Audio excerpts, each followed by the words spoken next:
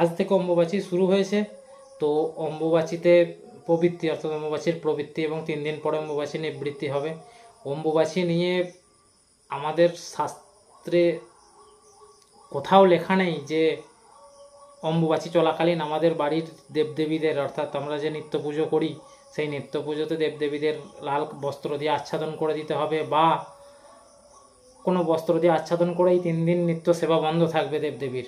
এটা কোথাও উল্লেখ নেই এবং আপনারা কেউ করবেনও না। যেমন নিত্য পুজো বাড়িতে হয় সেই রকমই প্রতিদিন নিত্য পুজো করবেন, ভগবানের সেবা দেবেন। এবং এই অম্বুবাচী নিয়ে আমাদের রঘুনন্দন ভট্টাচার্যের অষ্টবিংশতি তত্ত্বে লেখা আছে, স্মৃতিসংগ্রহ দীপিকাতে খুব ভালোভাবে ব্যাখ্যা দেওয়া আছে। কোথাও এটা বর্ণনা নেই যে এই সময় আমাদের বাড়ির নিত্য পুজো বন্ধ রাখতে হবে। এটা একমাত্র আমাদের কামাখ্যা মায়ের ক্ষেত্রে প্রযোজ্য হয়। সেটা দর্শনার্থীদের জন্য দর্শন বন্ধ থাকে এই 3 দিন।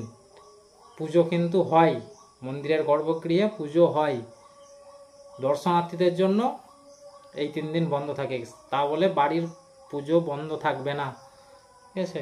এই সময় যেটা করবেন না সেটা হচ্ছে ভূমিকর্ষণ, মানে চাষবাস বা মাটির মধ্যে কোনো খোঁড়াখুঁড়ি, গাছ লাগানো, নতুন বাড়ির ভিত পুজো, ভিত খোলা, নতুন বাড়ি ক্রয় বিক্রয়, এই ধরনের কাজগুলো থেকে বিরত থাকবেন।